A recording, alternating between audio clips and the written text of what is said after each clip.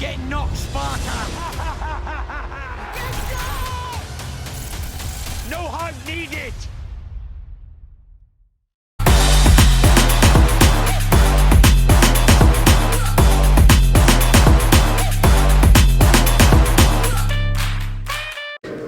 Andrew McCART, IFL TV, proudly sponsored by Everlast. Delighted as always to be joined by Mr. Dave Coldwell. We're here in Liverpool.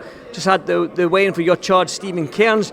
Now, I've not seen much of Stephen, I'm going to be blatantly honest, but a lot of people are saying he's a knockout artist. Is that what you see in the gym?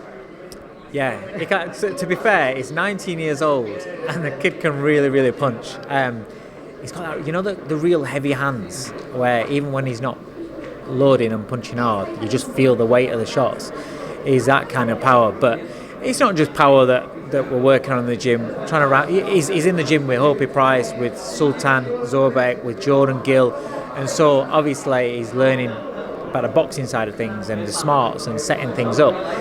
He's only 19, so getting that more thoughtful side to him as well. But he's very good. He's got great potential. Really has got great potential. That was going to be my next question. How far can this kid go then? I mean, you did mention he's only 19. This is only his third fight. So it's still early stages, but looking at what you're saying, and he's in the gym obviously with Laurent Richard, Jordan Gill and Sultan. They're obviously European champions, IBO world champions, so not a bad stable and a group of lads to learn off. No, and the thing is, if you speak to them, they'll give you their honest opinion, and we all rate him. We all rate his attitude as well. Leaving home in Ireland, coming over, staying with me at the gym, training every day, doing everything that is asked of him.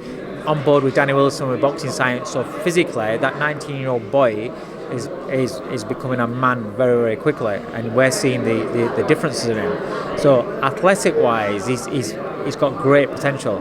Boxing-wise, he's got great potential.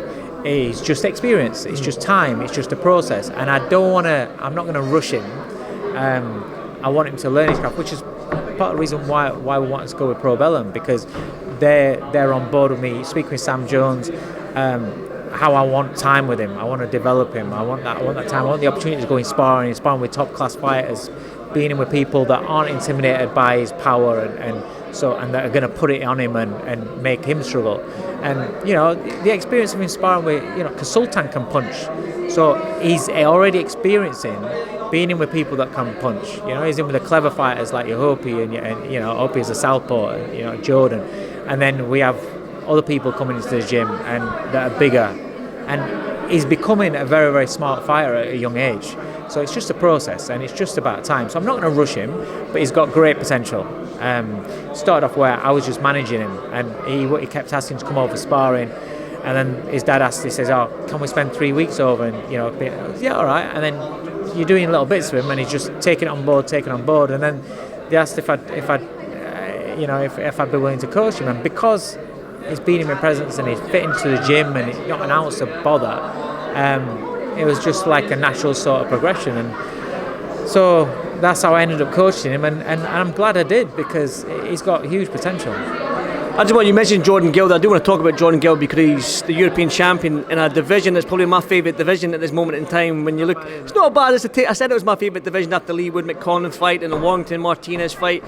Then you've got Mark Zio, he's now the WC champion. It's like they're just playing hot potato with these belts. These world titles are going everywhere and anywhere. It seems like anyone can be a world champion in that top, maybe 10, arguably. Where does Jordan Gill sit and all that? Right amongst them. The original plan for me was the European title is a great title for him to have, great belt to get some experience. So I thought, win the European title, maybe have 1-2 defences, and then push for the world title. But that's because I wanted Jordan to learn more about himself and get more belief about himself and understanding about himself in the ring at that sort of level, in championship level. With what happened in that fight, the problems going in, he got a knee injury going in there, so it was quite, but you can't pull out because all the problems that he's had up to it was like, oh my God. So he was like, by hook or crook, I'm going into that fight. But then having not just 1 but 2 burst eardrums, and then going through everything he had, getting dropped, going through it, and then coming through and winning, that ticks a lot of boxes. When you go into elite level, you're going to get hurt. 9 times out of 10 in boxing, at that top level, especially in a division that's thick like the featherweight division, there's going to be spots where you're not in control. There's going to be spots where your back's up against the ropes, you get hurt, you're in trouble, you might get dropped. And if you go into those sort of fights without experiencing that and knowing how to come through, there's always question marks, there's always doubts. So the fact that Jordan's been through all that experience, as tough as it gets, what else can go wrong in a fight? You know, and to come through it on the back of the 2 years that he's had, he's done a lot for him. So I don't necessarily need another 1 or 2 fights for him before he fights for a world title. If the opportunity came to fight for a world title, we would take it now. But if not, then he's got a mandatory for the European. We'll make the mandatory. We'll take that. Again, that's a good old school European title fight where he's going to learn a bundle in it and help him towards a world title shot, down the line. Lerone Richards in, IBO world champion. Canelo, this is another division where Canelo's got all the belts, but he is up there now, up at light heavyweight. The WBC have said they're going to do all they can to make sure he stays WBC champion at 168, but I mean, what would you like to see? If he does go up to the light heavy and pursues that, would you like to vacate there and hopefully give these guys a chance? If Canelo's... So let's just say Canelo beats Bivol, then really the clamour's going to be for him to fight Beterbiev. No longer is he at super middleweight. So let's not have a Leo Santa Cruz situation where you've got a champion that's got no intention of defending the belts and it's tying up the division and everybody else is sat there waiting to see what's happening. If Canelo beats Bivol and decides to stay at light heavyweight, vacate all the belts and let the division start afresh again and let's go. Lerone Richards right up at the top of that division. I don't care what anybody says. The kid's had 16 fights. He's been British, Commonwealth, European champion. Gets put in against Gongora, who they're grooming in America to fight Canelo, be a Canelo opponent, an absolute killer. And Lerone absolutely puts on a masterclass, which, to be fair, wasn't at his best because I wasn't particularly, if you look at me in the fight, I wasn't particularly happy with him because he kind of switched off after 7 rounds of what I wanted him to do. So I know there's more in the tank. And then since that fight, he's just improved as a fighter. This kid's elite level skills, I'm telling you. People can say what they want. I see people say, listen, he is quality. I've been around boxing a long time. This kid's the real deal. And it just needs the opportunity. It just needs to fight. And he will fight Caleb Plant tomorrow. He'll fight Danny Jacobs tomorrow. It's not like, we don't want to fight him. We want fights that are going to progress him closer to a world title shot ASAP. He's ready to go. And, I see people mentioning opponents for Canelo or whatever. And nobody's mentioning Lerone. You can say whatever you want. He beat Gongora. Tell me one of those guys that have beaten better men than what he's beat. John Ryder's beat Danny Jacobs. Fair play. But it's an old Danny Jacobs. And I was sat with Lerone when we watched that fight. John Ryder beat Danny Jacobs. Lerone would have stopped Danny Jacobs. And you can say, he's not a puncher. Styles make fights. Lerone would have took Jacobs apart and he would have stopped him. And if Danny Jacobs wants to come back and get another shot at world, he's not going to get a world title shot in his next fight. Well, Lerone's got an IBO world title. Lerone's got a top 10 ranking with Ring Magazine, which is quite prestigious. So if Danny Jacobs wants to come straight back in and have a good fight instead of fighting some whatever his stage of his career, Lerone Richards will fight. Eddie bring Danny Jacobs to America, or we'll go over to Brooklyn and fight. Lerone will fight him. He'll fight anyone. He'll fight John Ryder, but John Ryder's got a WBA title shot in the line. So I understand why that's not going to happen.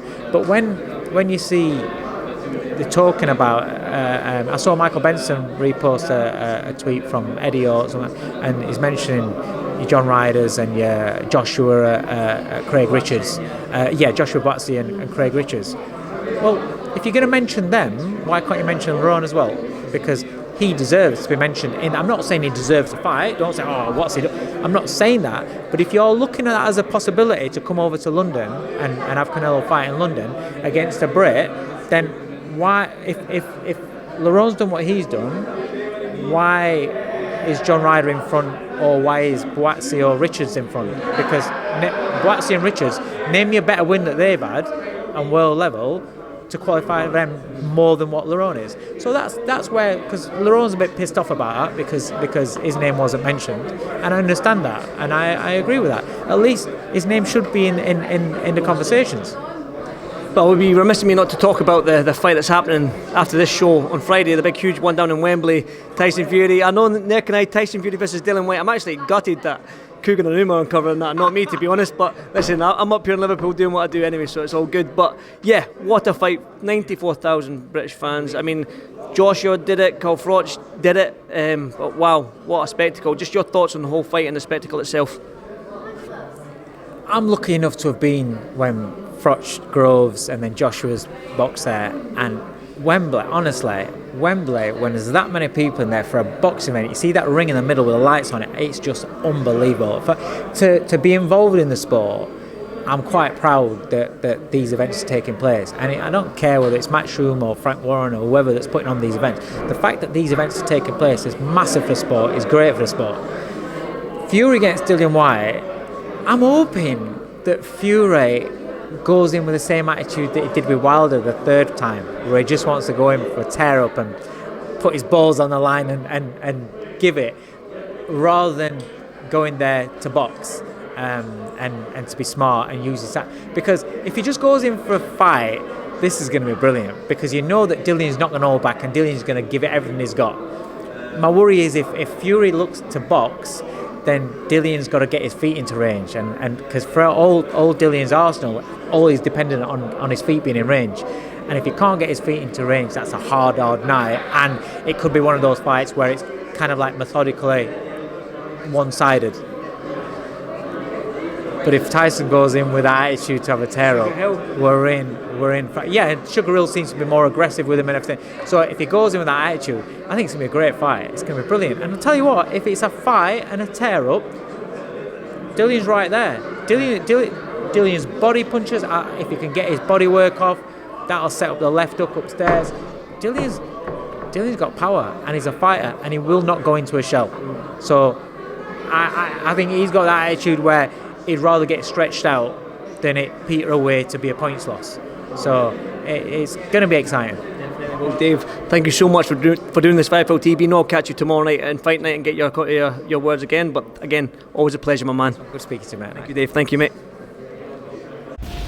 You get knocked, Sparta! No hug needed!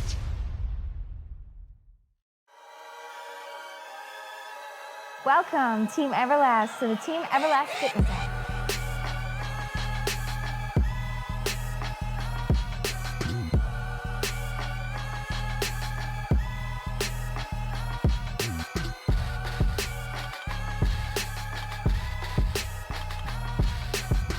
Download the Everlast Fitness app and find your greatness within.